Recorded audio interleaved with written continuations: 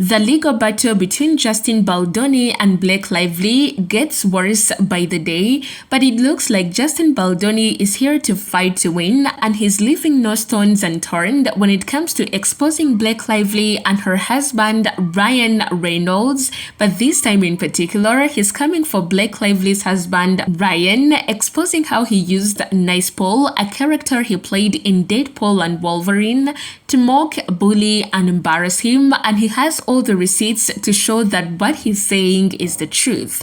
So now, what is going on? Justin Baldoni's legal team is asking Disney to provide them with all the documents relating to the development of the Nice Paul character so that he can use them in court to prove that Ryan Reynolds used that character to bully him. A report by People magazine says that Justin Baldoni is demanding Disney hold on to documents to support his claims that Ryan Reynolds used Nice Paul to bully him.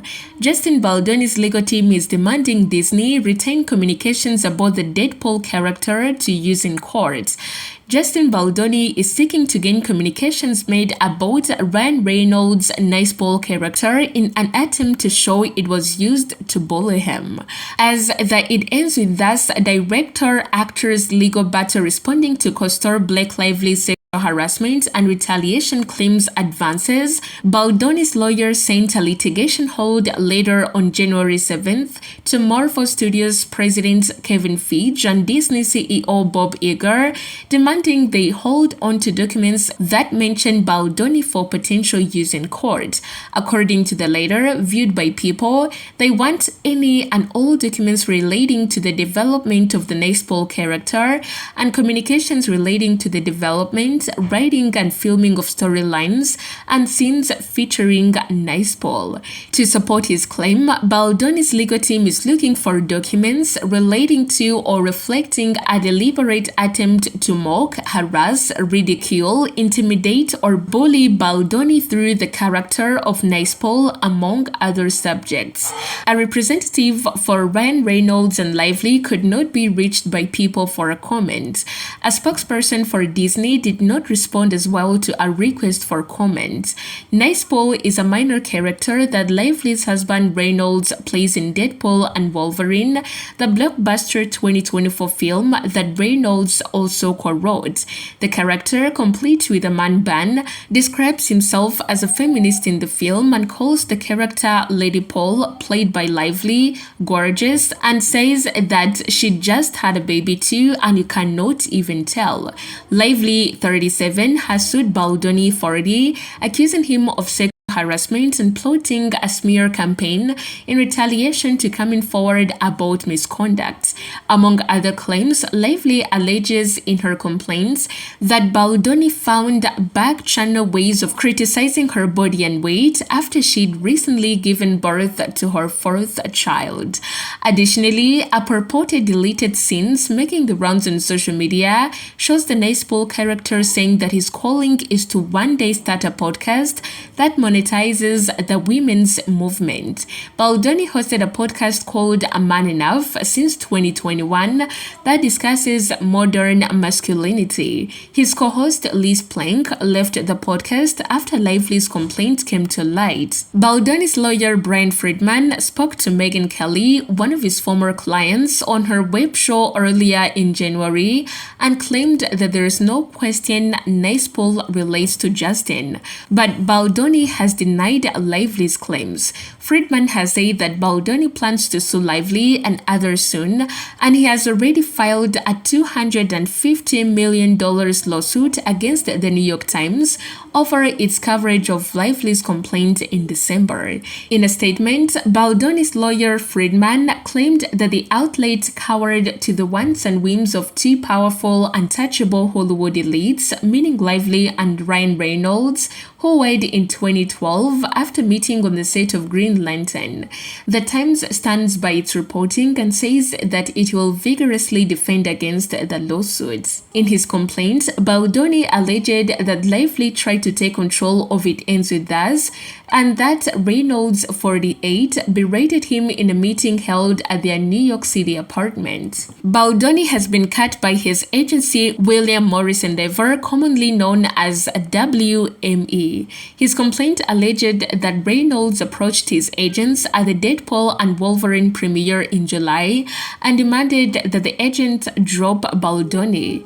The agency issued a statement on January 1st denying that Reynolds pressured them to drop Baldoni, saying that this is not true, nor was there any pressure from Reynolds or Lively at any time to drop Baldoni as a client.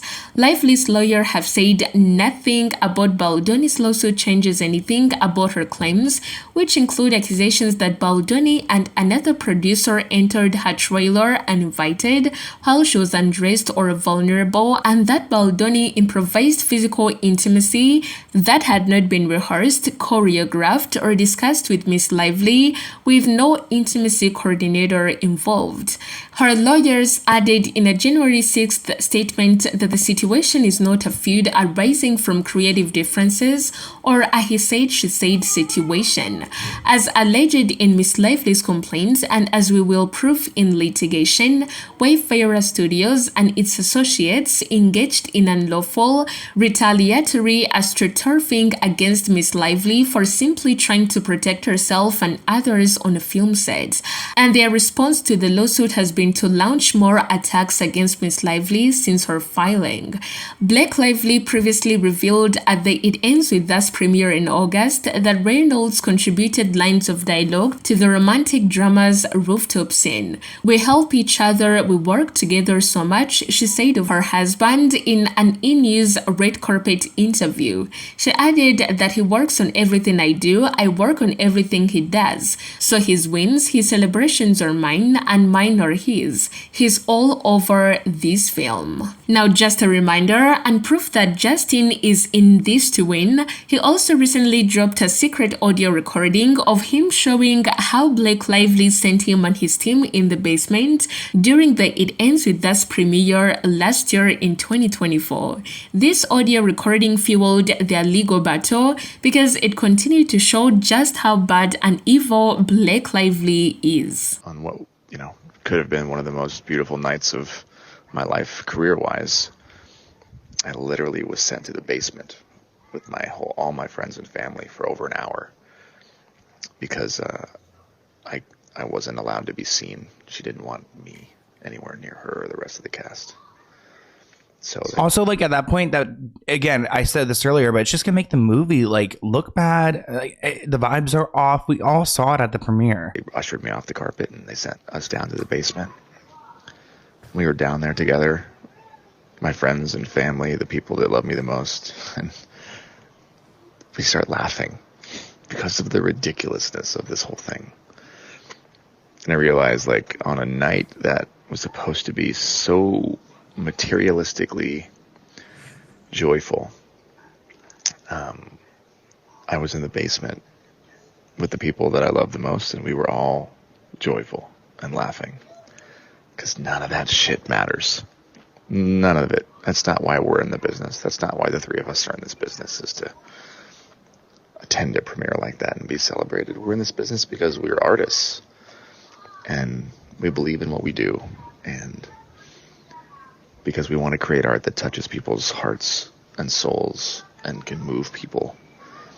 And that's what we did. That is not all though, because Justin Baldoni's lawyer said that they are still exposing so much more things about Blake Lively. There are evidence for all these points. There are text messages for all these points. And unlike any case that I've handled in my entire career, this is the one case we're going to put every single text message, every single document, everything on a website for everyone in the public to read, come to their own conclusions, and they can determine whether or not there was sexual harassment here, there was a smear campaign, or there was retaliation, because we have proof and receipts that absolutely and unequivocally show this is not true.